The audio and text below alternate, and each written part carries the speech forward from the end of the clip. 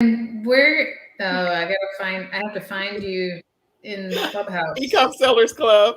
Okay. All right. So, hello, everybody. This is Nicole Whitlock with the eCom Q4 Summit. And today is day 4 of the summit. So, if you have not registered, we want to invite you to register. You can go to www.ecomq4summit.com right now to register for the summit. There's still time to watch the speaker sessions. We had 5 amazing speaker sessions today, and they'll be available until 3 o'clock in the morning. So you can watch them over and over and over and over again. So we are live on Facebook and on Clubhouse and possibly live on TikTok with Jess. We are live on TikTok, yes. So we're live on a couple of different platforms right now. Just trying to get the word out, getting people ready for Q4. Getting ready to invite Amy to be a moderator. I'm in there, ready to go. There you go. I see you now. So I'm inviting you to be a moderator so that way it does not stop me. You'll just mute yourself.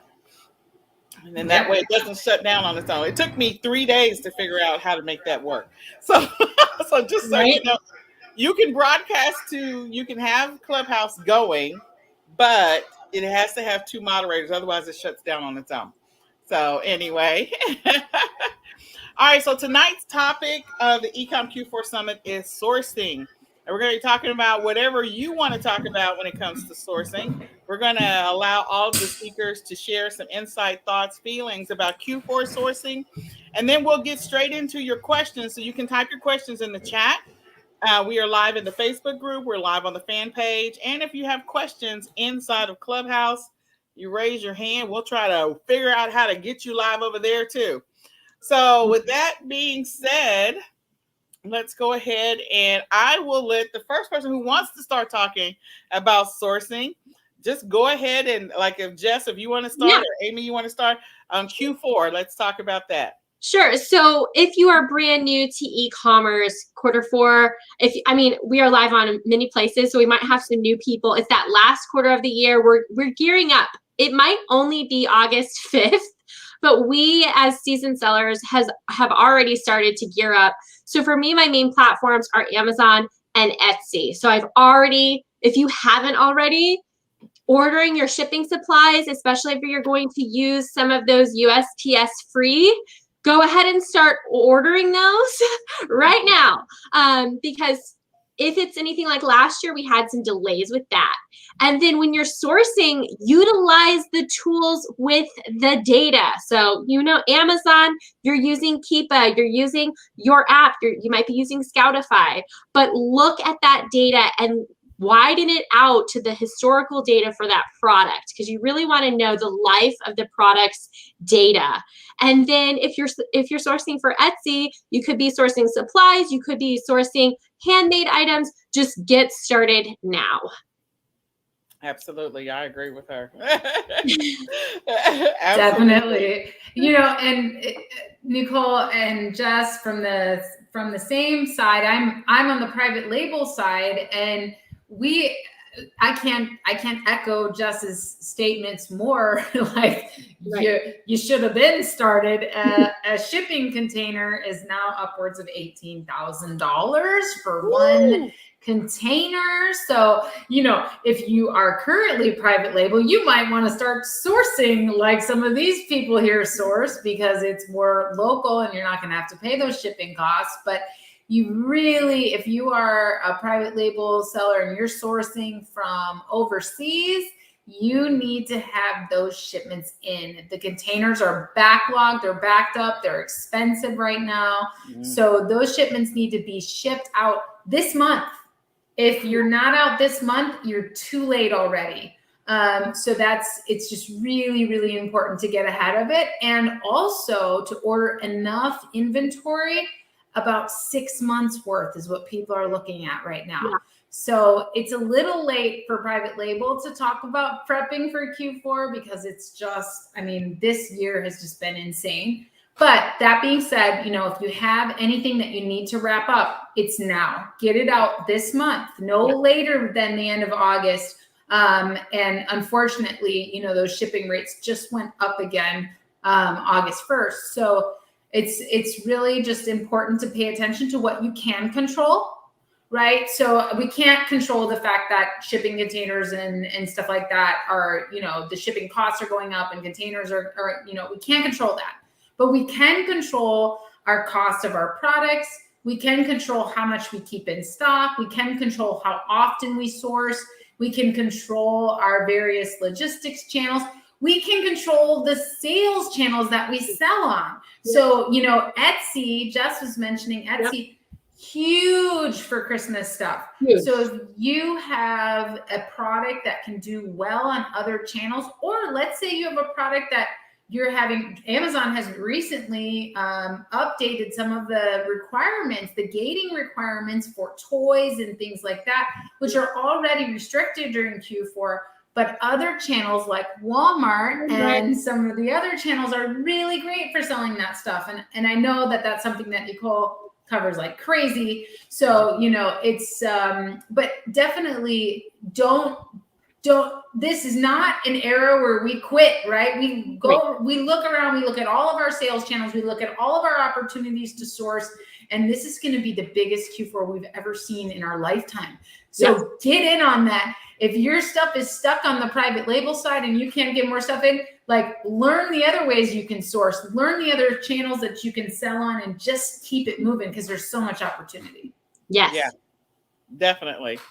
So I'll let Sean go next if you want to add anything to what they've already said. Yeah, definitely. If you're doing, as Amy said, if you're doing private label, you're basic, unless you're about to ship the stuff, it's too late to worry about that. And if you're doing, if you're drop shipping, just stop. But whatever sourcing method you're doing, if you haven't had a Q4 before, if this is your first Q4, whatever you expect to sell, you should probably at least double that. And if you're doing merchant fulfilled type items on whatever platform you're selling on, get whatever supplies you need.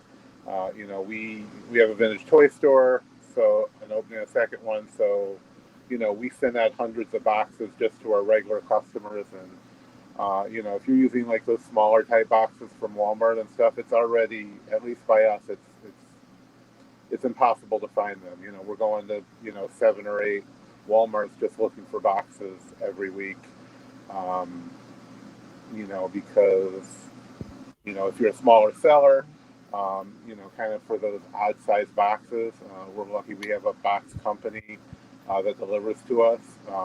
But, they don't have a lot of those, kind of weird sizes that we often need for, that we can get at like Walmart and Staples and stuff. So,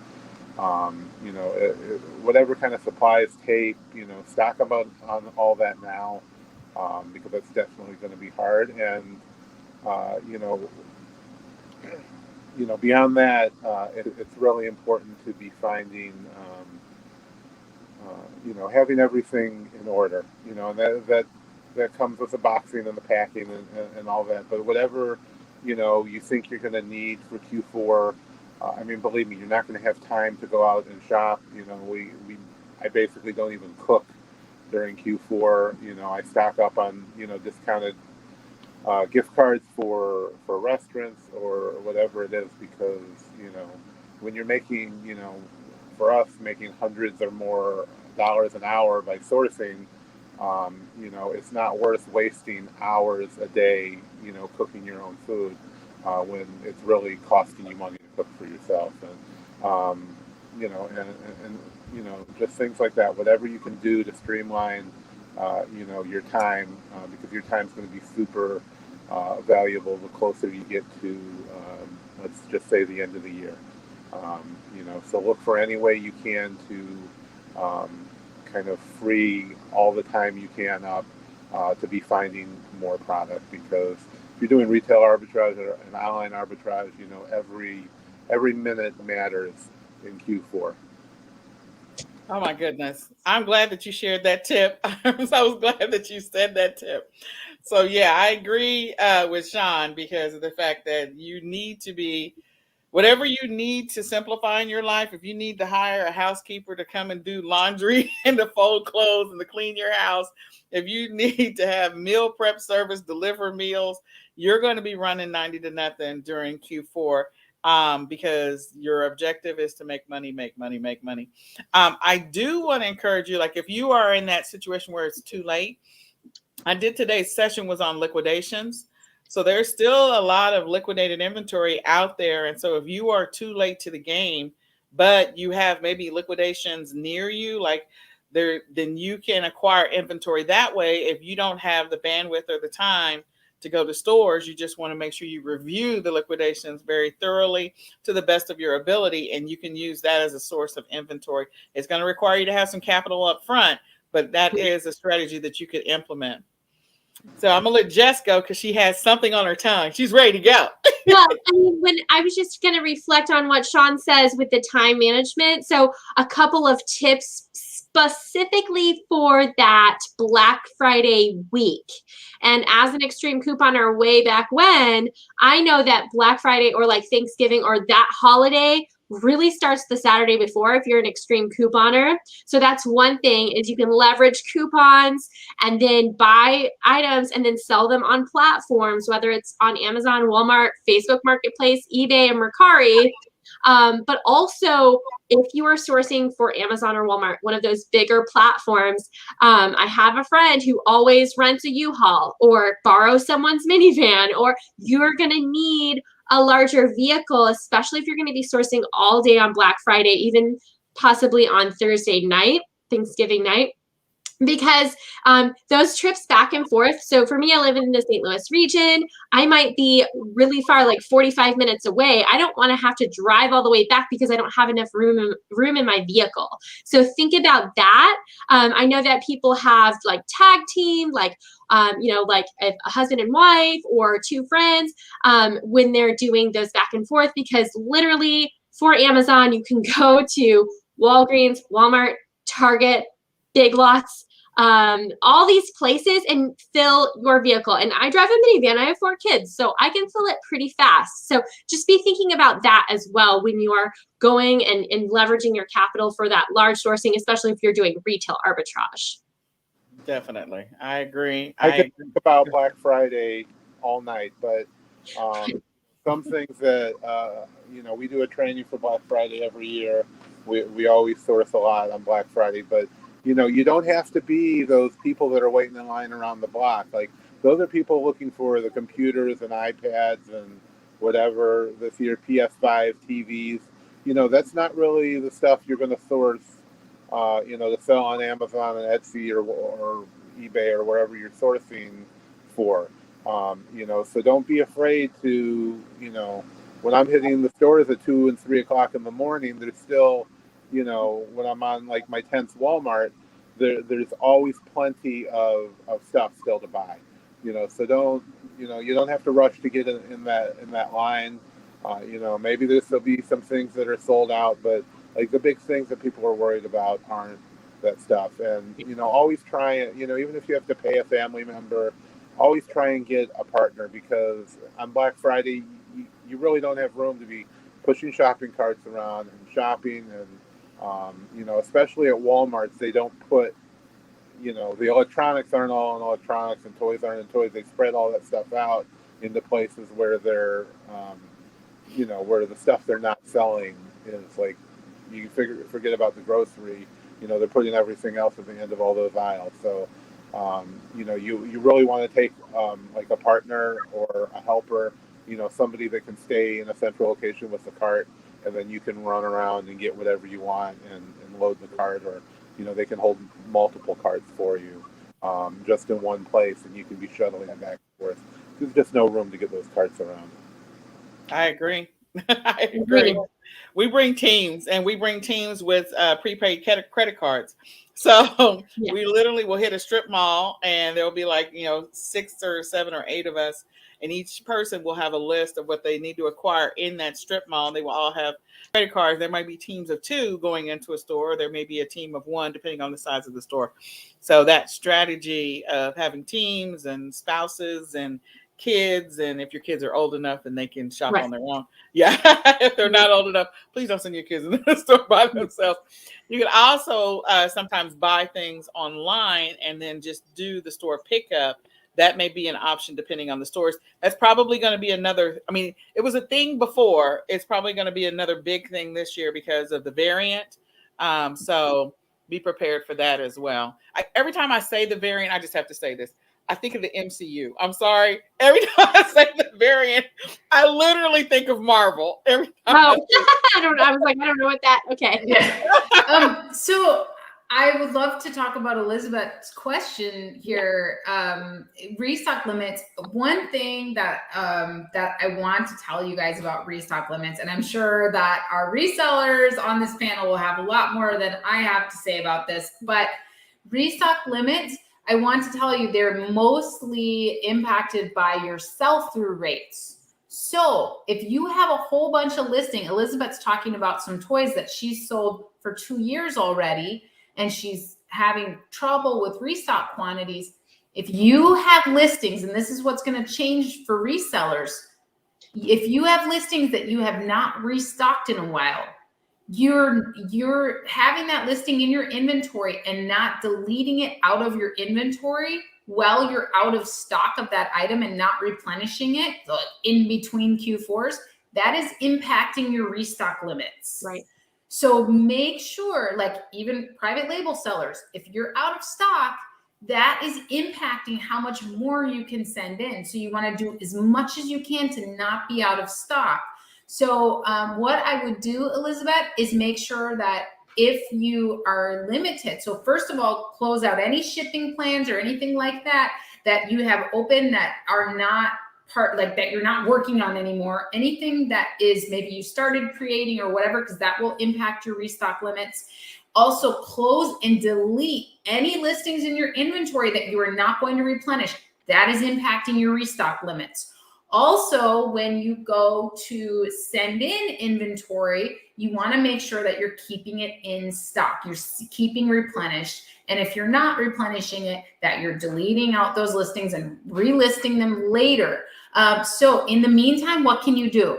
If you already, you can clean up those things that I mentioned, but in the meantime, what you can do is utilize merchant fulfillment. Yep. Get on, if you have good control over your logistics, get on that seller fulfilled Prime if you need to, right? But whatever you can do to get back in the good graces of the restock limits, getting those things replenished again will help you. And then also you want to pay attention to your IPI scores right now, and that goes along with cleaning everything up because it's going to impact what you can send in during Q4. So pay attention to those things and make sure that you're cleaning everything up now, because it's really going to hurt our resellers, especially our private label. It's a little easier because, like, you know, we only have 1, 2, 4, 6, whatever products, right? So we can kind of keep those under control. But those guys that have a huge, you know, catalog of different products that they sell, that's where it's really hurting on the restock side. Yep. I agree with everything that Amy said. All of it. Yay. Oh, Nicole, I think you're muted. Yeah, I just figured that out. It popped up and said muted. And I agree 100%. And you need to do it now while you're in August, because you're going to get that email from Amazon. It's coming. It's any day now, probably before the 15th. Yep. We're all going to get the email if you're an Amazon seller, and it's going to give you all the guidelines for selling for the holidays. And we already got the warning email of IPI. I think it was like the beginning of July. So yeah, it's coming. So it's coming. So just get your stuff cleaned up now. Do it now, so then that way it won't be a problem for you later. So anybody else want to add anything? I did learn a hack about that the other day from Chelsea from Stock. She went live and she learned from one of her clients. She learned that this client was also using multi-channel fulfillment. Oh, right. And the Amazon sent them an email and said that they could double their restock quantity if they could forecast how much they could send in, or how much they would be selling. It didn't say how much have you sold. It didn't ask for a history. It said forecast your 90 days. And this client of hers was able to double their restock just by sending in a forecast and saying that they were using multi-channel fulfillment. So if you're already using multi-channel fulfillment, you could get your restock quantities doubled. And so check out, look up Chelsea Cohen from Stock. She went live and did a live on this, and she actually shows the email that you have to, the email to Amazon that you have to send and what to send. So if you're already using multi-channel fulfillment, you could double your restock quantities. That's a great tip. That's a great tip. Yep. So she gave that tip at 2021 for those people that want to go back and listen to it again. There you go. So Sean, do you want to add anything to Elizabeth before we move on to the next question? And you all can keep typing your questions in the chat. We'll get to them. So did you want to add anything to that, Sean? Well, yeah, just kind of to expand on that, you should always be deleting your old listings. Like if you're doing any kind of arbitrage, you have a lot of products that, you can't find anymore. You bought them on clearance. You bought closeouts if you're doing wholesale, whatever. You need to be deleting those, not only for raising, your scores for restock limits or whatever, but if there's a recall or, they decide something is, I've gotten those emails where they said something's like a prescription drug where it wasn't, any of those things that can damage your, your rating at Amazon or get you suspended, they still look at those as active listings, even if you're sold out of them. So you should always delete your old listings. I mean, when I was suspended, my account was suspended, I don't know, in 2015 or something, I think. I had 13,000 listings that weren't active. And that was the company I hired to help me get reinstated. That was the first thing they told me to do, was to delete all those inactive listings. I mean, we had over 1,000 active SKUs at the time, but we deleted all of our inactive listings that we were out of stock on. I mean, if you get more, you can always relist them. It's not a big deal. So always get rid of those. There's a ton of good reasons to do it, and there's only one reason not to do it, and that's you're lazy. So just always delete those. All right. So I think we answered that question, sort of. So do we need to fully delete inactive listings, or does it suffice to close? I delete. I mean, I'm an arbitrage, so private label, obviously that might be different. You might be closing. Amy can probably speak to that, but I delete. Don't you delete, right? I would delete. Well, I would close if I'm private label and going to restock, but if, and that's only if I've got something in between, but it's really not hard to relist that item. So as long as you have your list of ASINs and things, so you can download what's called a category listings report. You can ask Amazon to activate that for you, and you can download all of your listings that you had active. So that way, when you have those Q4 things, you have that spreadsheet with all your listings on it, and you can just go in and relist it. And we had another question here about like, how do we upload the deleted list so we can use them again later? You don't really upload the deleted list, but it's very easy to relist it. You just go to inventory, add a product, and you can simply just copy and paste that ASIN in, list this, send it in. So, but I would clear it out and completely delete it out, because if you close a listing, you're not telling, it's still out of stock, right? It's still like, so I would probably delete it just to clean up my inventory and see what's going on there. But from a private label standpoint, normally we just close. Yeah. All right. Anyone else want to add anything else to that? You can also see your previous ASINs in your inventory lab if you're using inventory lab. Yeah. That's all. So I think that answered the second question as well. Yep. So let's move on. If you have questions, just keep going. Type them in the chat. We are here to answer questions. I'm sorry, my alarm went off. Are books treated the same way for IPI? I have many with one copy. Sounds like I should delete all of those that have gone. I would delete all of the inactive solds, that's for sure. I don't sell books any longer, so I don't have, I don't know if, I mean, it would still impact your IPI, right? I mean, I don't think that wouldn't, right? It would. Yeah. Yep. It would definitely impact your IPI. So I still do the same thing. Yep. So, and does anyone else want to add anything else to that before I move on? Okay. So the next one is talking about deleted listings again. Right. And I mean, there used to be conversations about hiding listings, closing listings, deleting listings. Get them out. Like Sean said, 13,000. I think I had 7,000 at one point, different SKUs with only 1,000, maybe 1,500 actives. So just clean it up. And I try to do everything like either once a month, like set one day of admin work where this is my task and I turn everything off and just do it. Or maybe once a week if you want to really stay on top of it, especially during Q4. And it is a standard procedure, so it's something you can definitely do once, write up the procedure for, and outsource to a virtual assistant. Mm-hmm. Yeah. All right. So while we wait for the next series of questions to come in, and you can type your questions in the chat, are there any other tips? So we got a compliance. Actually, I'm going to say this.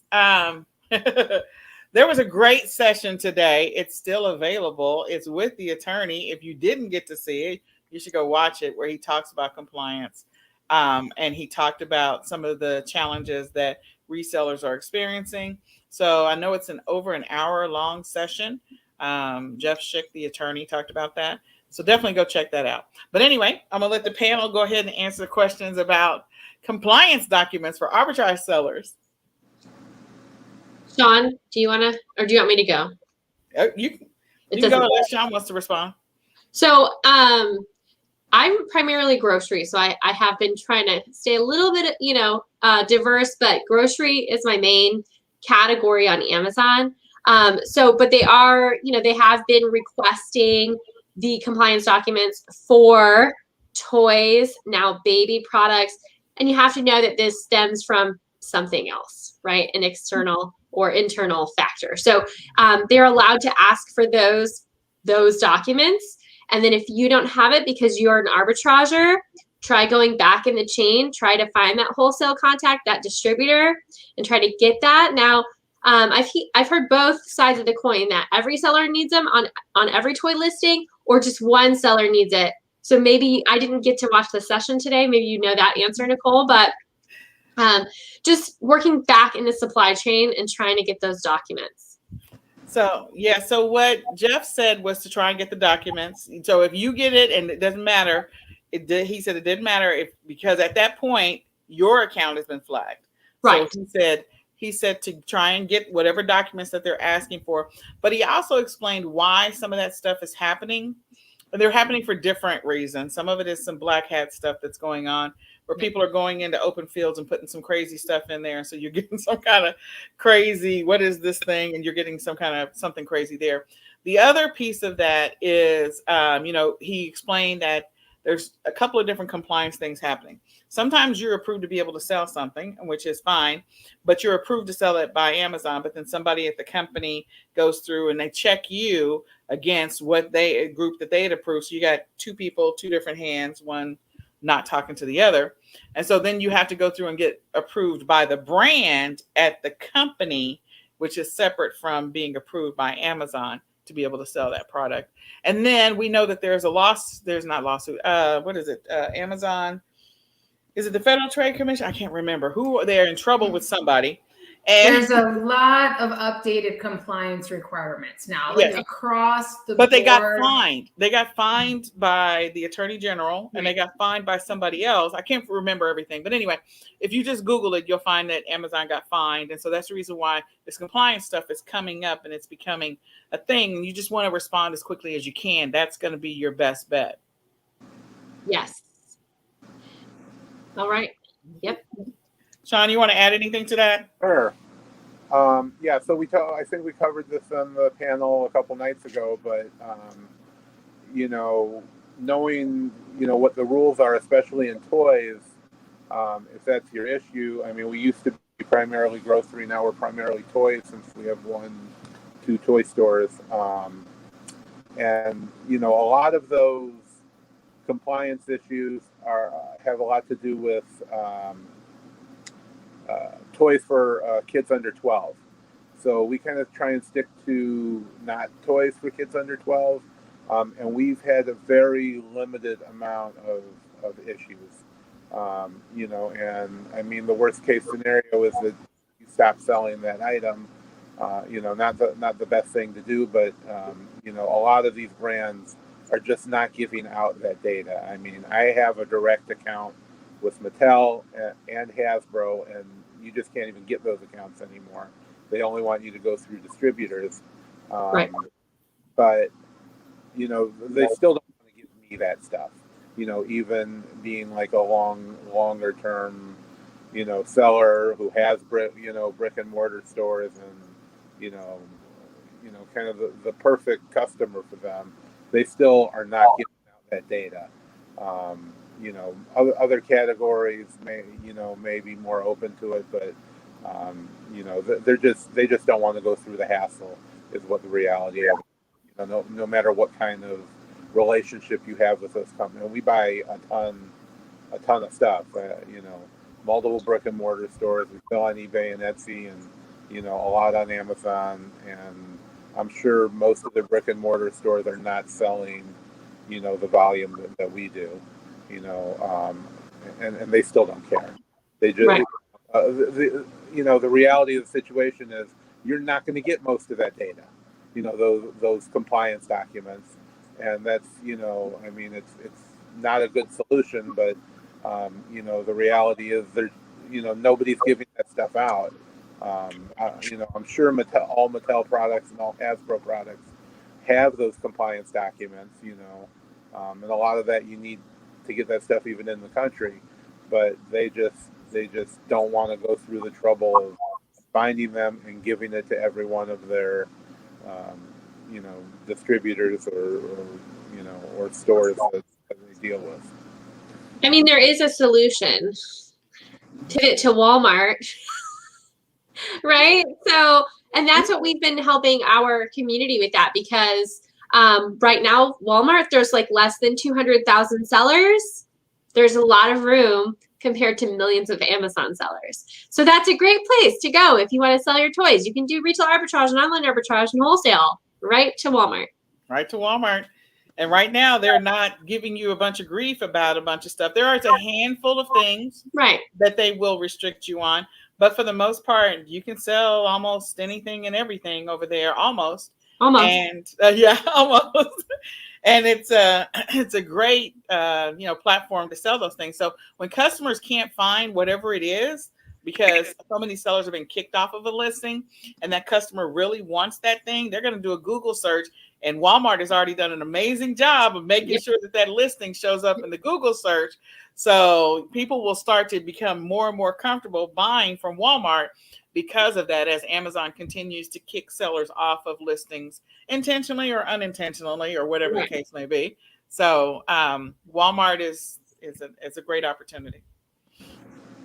Yeah, I mean, we've been approved for Walmart. I have not started selling on there yet. We're going to be working on that, but eBay, Etsy, Amazon, it's been kind of a handful lately. So, hopefully by the end of the year, we're on Walmart as well. Knock it out. Knock it out. All right. And I would just love to add, don't forget about Facebook Marketplace. Oh, yeah. Because Facebook Marketplace is now really trying to push their shipping option. They're trying to grow that. They're rewarding. They're doing like $1,000 giveaway contest right now. So test that out. Our first time listing on Facebook Marketplace, and I think I learned this from Jess. I learned so many things from Jess and from Nicole. It's like crazy, but the resellers are so smart. I keep telling all the private label sellers, I'm like, pay attention to the resellers. They know what they're doing because they sell everything. But yeah, what Facebook Marketplace, like the first time we listed something with shipping, it just sold. We were like, oh, this is a thing. Okay. And then don't forget about Mercury and some of the other ones, because, you know, Mercury is a little bit more of a pain because you have to relist every time you sell Well, something. they have a button now. Oh, they have a relist button. Yeah, Mercari has a relist button, which is so helpful, especially if you have already imported your stuff from China and it sells really well. You just click relist. Yes. Absolutely. Awesome. Well, so I was going to say the one thing about Facebook Marketplace, and maybe Jess was going to mention it, but the great thing about Facebook Marketplace is they've already done a boatload of research. And so if you do a good job of creating the listing, making sure the keywords are in there, they already know the audience to put this product in front of.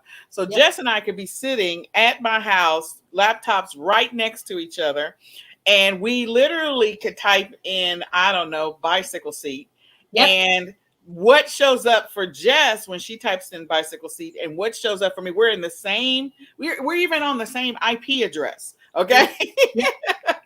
So what shows up for Jess and what shows up for me could be two completely different results. And it's based off of your search history. It's based off of, they've already got audiences or targeted audiences that they're already, putting, they've already got target audiences because that's all they do. That is the biggest thing about Facebook, is that they've done a great job of narrowing down what product to put this item in front of. So as soon as you hit save on that listing, that algorithm is already figuring out, okay, the person to put this in front of is these people.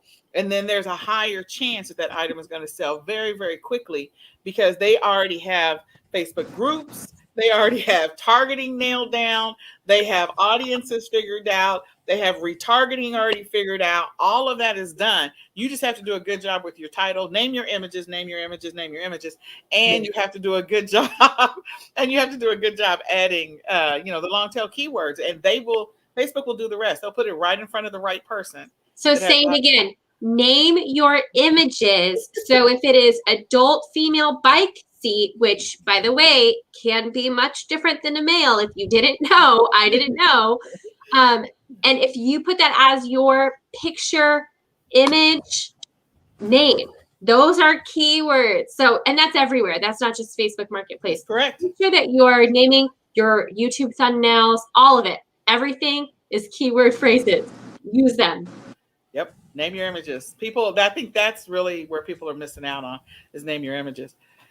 Okay, so the question is about software for cross listing on multiple marketplaces.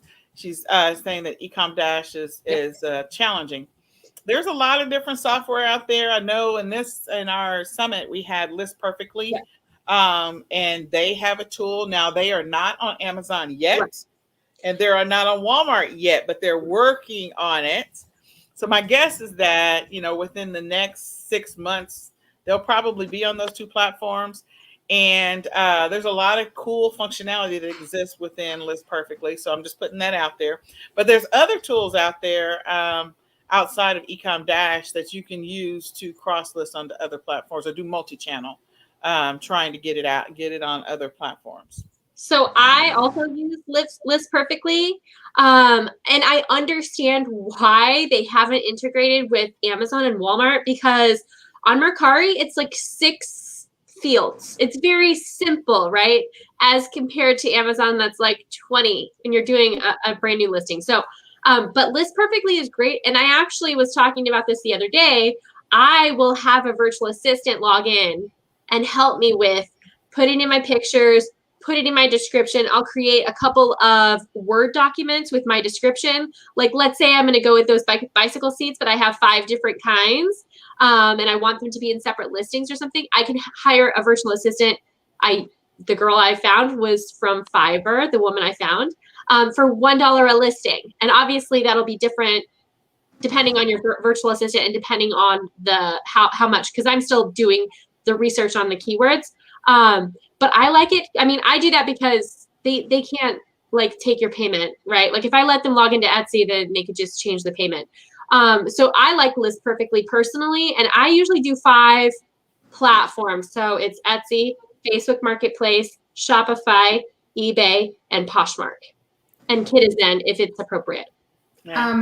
And just to add to that, you want to be, as a copywriter over here who writes listings, it's very important that you don't just copy one listing from one platform to another. If you really want to get, now, if you're selling like a hot selling toy, like who cares? Copy that crap because it doesn't matter. Somebody's going to find it, right? But if you're selling like a special bundle or something for Christmas and you're thinking you can just copy that from Amazon over to Walmart, guess what?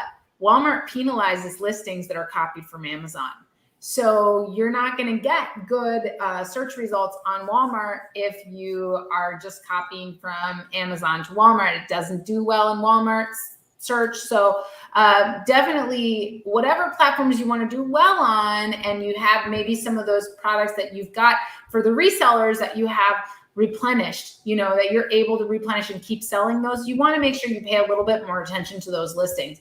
Again, hot seller, we don't care, get it out there, get it listed. But if it's something that you're trying to sell that's in your inventory that you're going to keep replenishing, take those extra minutes to make sure that you're listing for the platform of choice. Because if the customer can't find you, they can't buy from you. Right. Yep. Sean, do you want to add anything to that before I jump into the conversation? Yeah. Go ahead. Listing Mirror. Listing Mirror is like the best tool nobody knows about. It does Amazon, eBay, Walmart, Shopify, Overstock, Google, Top Hatter, you name it. Now I'm looking it up. It automates the multi-channel, all that stuff. It's not cheap. I think the plan we're on is $200 a month. But we have a lot of listings, so I know there's I think it starts at about $89 a month. But yeah, you can reprice in bulk. You can. There's just a ton of great stuff in Listing Mirror. That's I tried some of the other ones, but they just couldn't do everything that I wanted to do. So, they have an onboarding. They like walk you through setting everything up and configuring it. You can have like Etsy. We have free shipping on Etsy, and then it integrates the shipping costs into the price and the difference from like Amazon to Etsy. And it'll compute like the dimensions to set pricing for shipping on eBay. And then we have our own Shopify store. So we took not only the stuff we have that we sell from our stores, we cross-listed everything from Amazon into our Shopify store, and we did all of that right through Listing Mirror. So I just pulled up Listing Mirror because I wanted to see for myself. Well, that's why it has everything. Has Amazon and it's got Walmart. So I am definitely going to look into Listing Mirror, and I'm going to test it this Q4. If you have your own stores, like they have a lot of like smaller things that you can see, like BigCommerce and WooCommerce, and so if you have your own stores on those platforms, it can also do that. It also has integrations for shipping. So as you can see, like ShipStation, if you use ShipStation, it can automatically put that stuff into ShipStation for you. And it can also it don't just use Amazon for your inventory. It has integrations from different, like as you can see there's SKU Vault. If you're using Rakuten, like you can pull your inventory from those places and then cross-list them onto any of those platforms. All right. Well, thank you for that, Sean. So it's really an amazing tool. Oh yeah, I think it's not going to be not known anymore. I think I've never heard of that, and now I'm going to have to bring that back because that's a game changer for a lot of people. I mean, $200 that's totally fine if you're going to sell another 10 grand. Yeah, that's a big one. Yeah, we sell a ton of stuff through. I mean, it way more than makes up for the price. But like a lot of things, I don't even think they have an affiliate program. So things with affiliate programs get pushed a lot more better tools sometimes. And this is really the best thing out there. We just started I've made a few videos on it, but I haven't really talked about it much. But we've been using it for at least a year and a half now. Wow. Nice. That's kind of a learning curve, but I mean, it works amazingly well. All right, I'm putting it on my list of things to do. So I'm going to piggyback off of what Jess was saying about List Perfectly. So the one thing that I love about List Perfectly is that you can put your listings into the listing catalog, and it will create brand new listings on different platforms for you. So if you are already, the one thing that most people think is like, oh, okay, I've listed on eBay, it'll copy from eBay and put it everywhere else. Well, if you just put it into the List Perfectly catalog, it'll push it out to eBay, push it out to Etsy, push it out to wherever. And then the other thing is on the backside of eBay, what I've done is I've turned on my Bonanza API so that my listings, when I list on eBay, they automatically go out to Bonanza. And then I have it at the higher rate so that way it goes out to Google Shopping automatically as well. So I'm using Bonanza. I'm using the eBay integration that already exists. So once it goes out to eBay, to push it out to Bonanza, and then Bonanza pushes it out to Google Shopping. I love it. That's amazing. It's good to have. There's so many tools out there, though. It's good to find the one that works best for your business. Correct. But now I'm going to have to look at Listing Mirror because that's pretty amazing. I am too. I am too.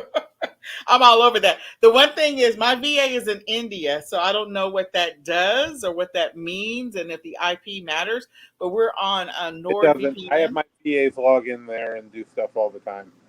Are they out of the country? Yeah, Philippines. Okay. Are they using NordVPN or something else?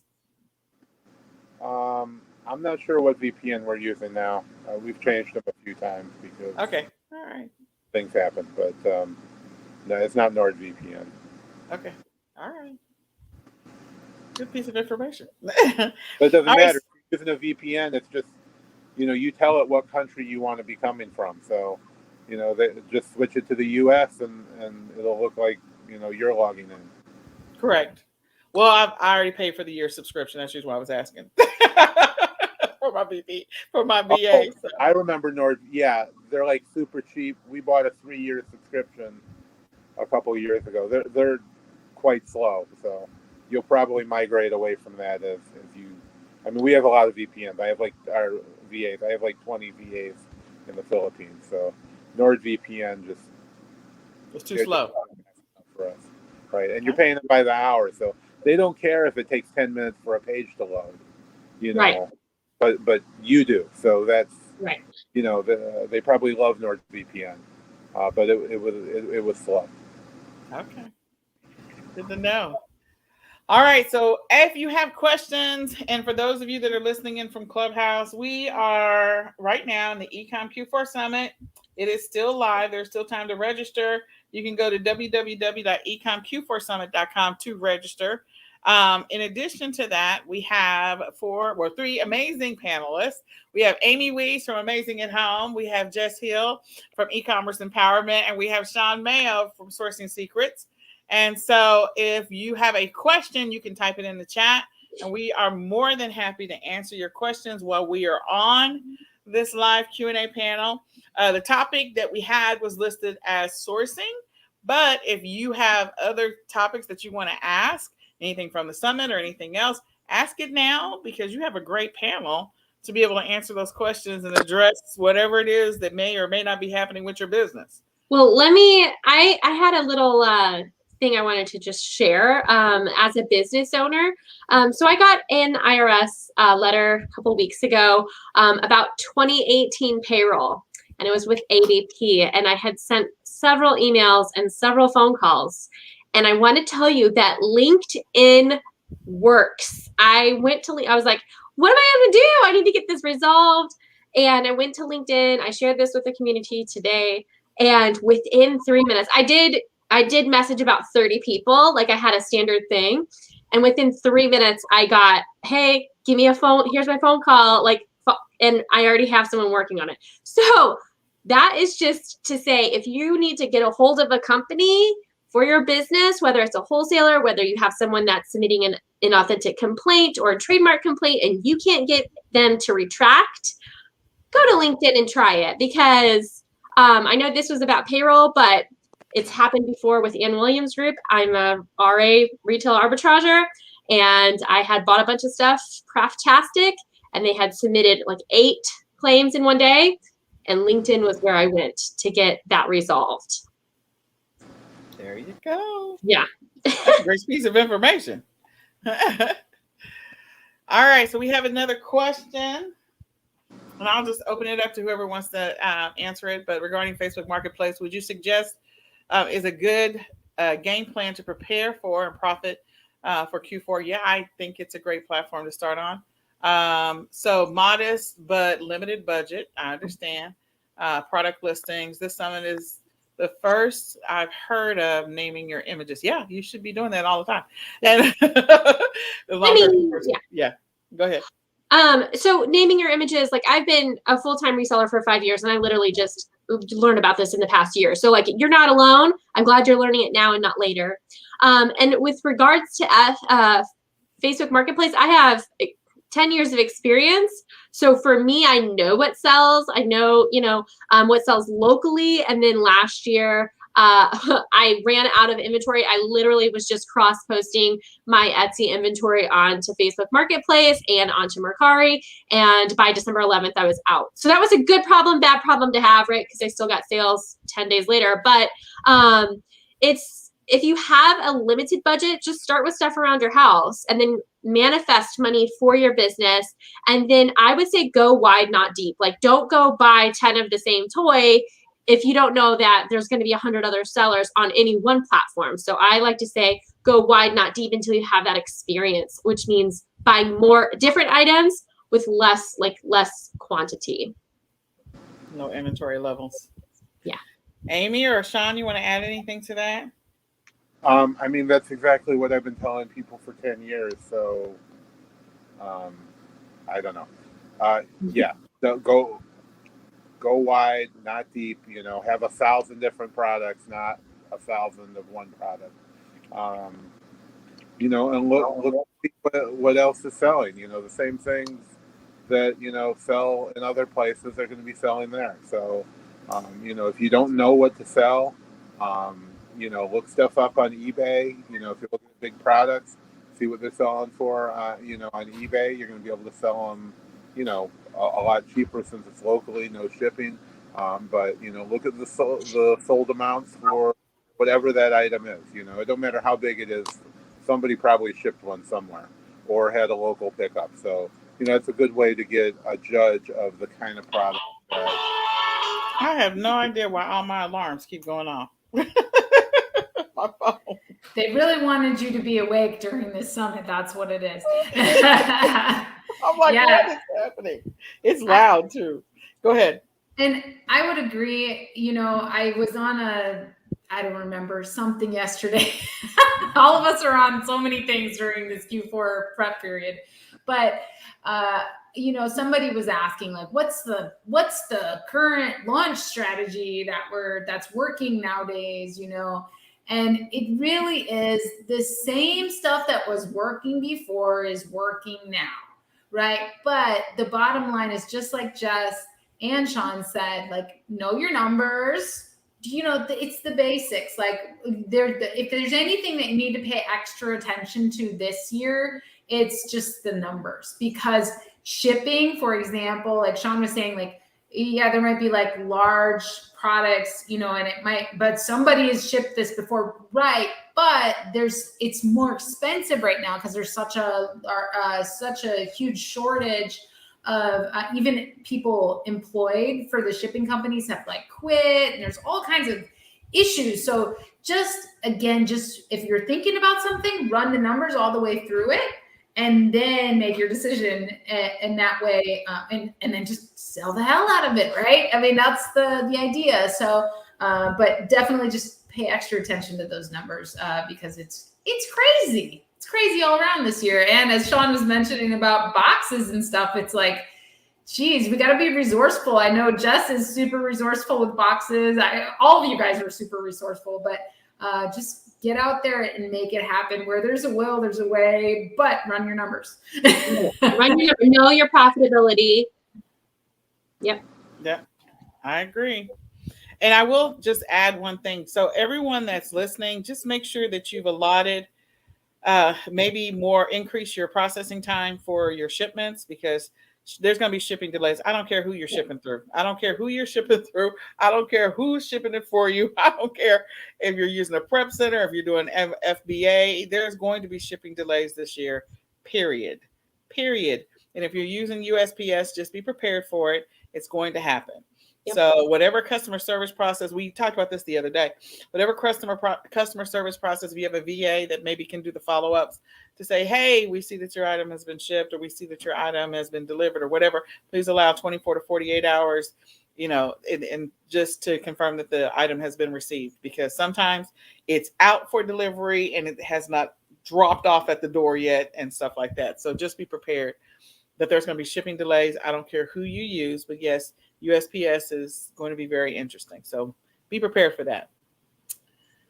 All right. So what is your selection criteria for wholesalers? So on their price list? I'll let you take that one, Sean. Well, we use our own proprietary software, Sourcing Secret, to find most wholesalers. But if I wasn't doing wholesale, and before we did wholesale, the best way, if you're doing retail arbitrage or online arbitrage now, is to take those products that you're already selling, that are selling well for you, and reach out to those brands to open wholesale accounts. So if you're finding at Walmart, contact those brands and open an account. Now, if you're just looking for good brands, what we usually look for is what I've been telling people for years is to sell what sells. That's what we do. We don't, bring new brands to Amazon. We don't do private label. So we're selling products that are already selling. We sell Hasbro and Mattel and Barbie and all that kind of stuff. Nike and Adidas when we were in clothing and shoes. So we're selling products that are already selling well, that have a proven track record. We don't have to promote it. We don't run ads on Amazon. We don't do any of that stuff. All we do is we find products that are already selling well, which you can use Keepa and look at reviews if there's no Keepa ranking or no sales rank. Look at reviews and see kind of how well they're selling. So we're finding products that already sell well, and then we're just buying them and reselling them wholesale. And as I said, if you're already selling them, if you're already selling from another way of sourcing, like OA or RA, just contact those brands, open accounts, and then bring those same products to Amazon. Whatever brand you're finding at Walmart or whatever store, they probably have hundreds more products that aren't even on Amazon.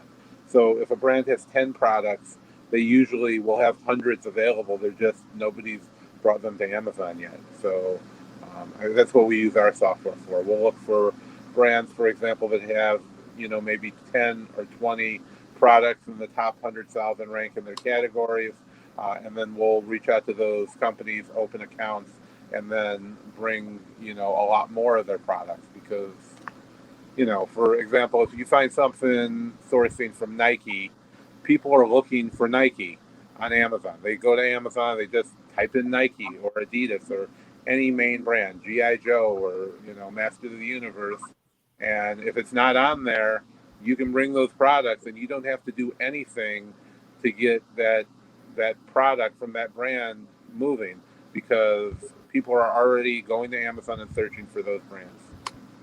So I think that the question was about their price list. So when you are doing your audit of the price list, it would be very similar to looking it up on Keepa, just making sure that it's meeting your profitability threshold. So if you're setting your profitability at 30% or $3 or whatever that is, you can run it against many different softwares. I run it through Tactical Arbitrage.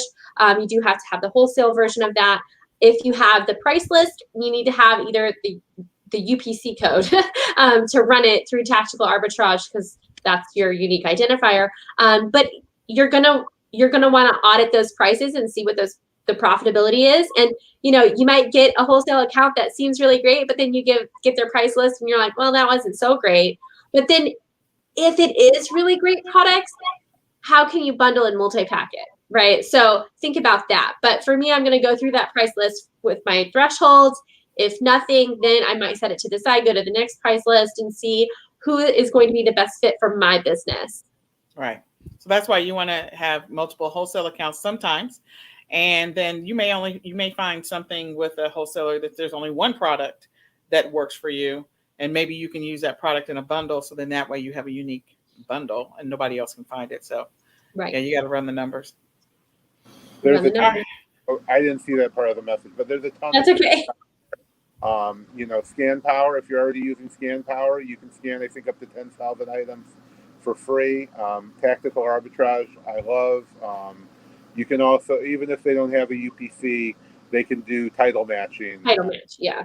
So even if you don't have an ASIN or a UPC number, you can still scan with tactical arbitrage, where none of those other tools really can do that. There you go. Amy, do you want to add anything to that? You guys are amazing. So I got nothing. And that's rare. It's rare to keep me quiet for long. So congratulations, you guys. Well done. I just want to throw it out there so I give you an opportunity. Okay, so the next question is about dropshipping sourcing for Facebook Marketplace. So I got on a soapbox the other night. I'm not going to get on a soapbox tonight, but I will just say this. I would recommend that if you're selling on Facebook Marketplace, that ultimately at the end of the day, if you want to dropship, that you have wholesale accounts and you have an established business so that you can continue selling whatever that product is, that you source it. There are a couple of different trainings out there that some of them are not so hot. And so I would just encourage you to make sure that you have wholesale accounts, or maybe you're ordering inventory and you're working with a prep center and it's getting shipped for you. Whatever the case may be, I don't recommend at all, unless there is a specific circumstance, and I know Sean's going to piggyback off of it, but I don't recommend you using your Prime account, because there's Sean is smiling, using your Prime account to drop ship from Amazon onto Facebook Marketplace and ship that to your customer. We do not suggest, I don't, I'm sure everybody on the panel is going, no, right. We don't recommend that at all. And so you really should have wholesale accounts whenever possible and working with the supplier. And if you're not using your Prime account, maybe you're buying Amazon liquidations, that's a different story. And that's all I'm gonna say. I don't do any drop shipping, but print on demand can be a good one. So if you have some mugs that you're selling via Printful or Printfy or one of those print on demand sites, it's very similar to drop shipping, where you have the design and then they're going to send it to your customer. That is something, if that was going really well for you, I would definitely list those on Facebook Marketplace. But I agree with Nicole about the Amazon and the Prime account. Okay, my turn. Good. Yeah. There are legitimate companies that are wholesale companies that do drop shipping. That is the only way that you should be drop shipping. People are charging you probably from $1,000 to $10,000 for these courses or these ready-made programs to be drop. You cannot drop ship from a big box store to Amazon. You cannot use your Prime account to drop ship anywhere. Like, not to Marketplace or Walmart or anywhere else. Those big box stores with free shipping are not meant to do that. But there are hundreds of drop shipping companies out there. If you Google, drop shipping wholesale, I'm sure you'll find plenty of them, where they pack things in a plain box, ship it to your customer for you. You open up an account. They'll show you what's available, and then you list those products. That's the only legitimate way of doing it. The people who are charging for these very expensive courses are just and not saying that that's what you're doing, but you know, they're just there to rip you off. They're going to collect a lot of money, and then they're going to disappear, and they're going to pop up under another name and do it again. And they don't care that you lost your, you know, your all of your income by getting your Amazon account suspended for drop shipping. Yeah, or your Facebook Marketplace. Some people don't realize that you can actually get your Facebook Marketplace account shut down as well. So they don't understand that. Account. So you know, I'm sure Marketplace is no different.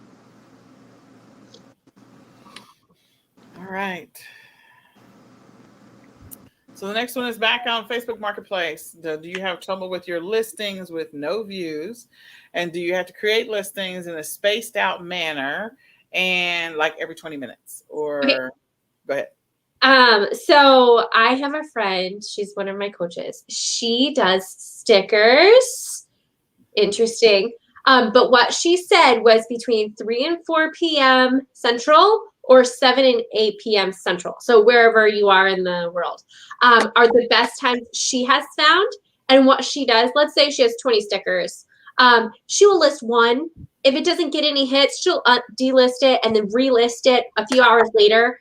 And you'll figure out where the algorithm for whatever that niche is, where people are looking. Bicycle seats are huge, by the way. If you didn't know, that was a really good example earlier.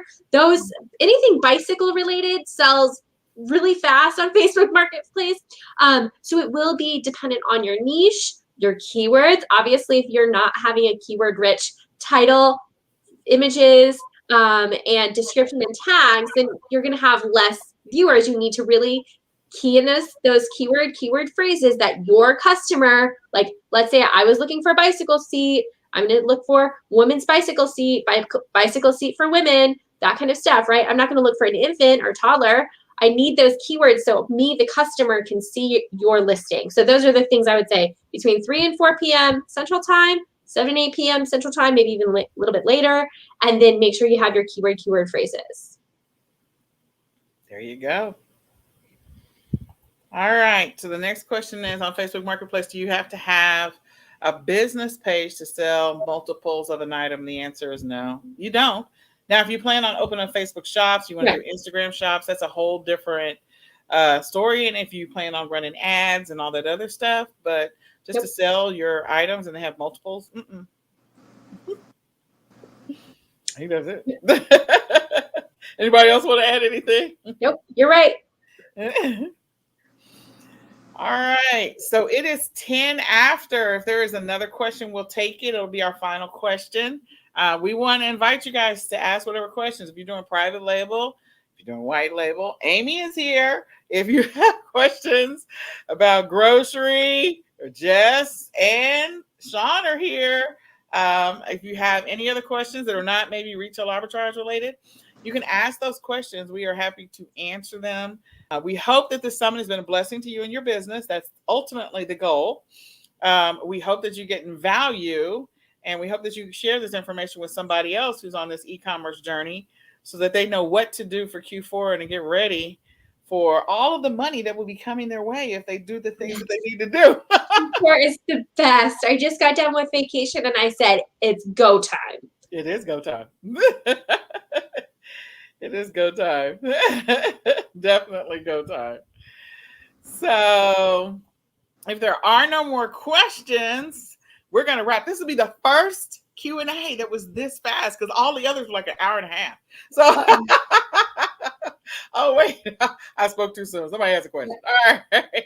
Some listings on Walmart do not have the same UPC my item does, and I've sourced it from a store. Yeah, that's because right now, Walmart, people are putting up listings on Walmart.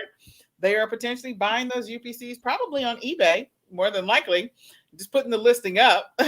And so, yes, that's entirely possible that the UPC for the item you're trying to list does not match the real UPC on the back of the product itself. That is entirely possible.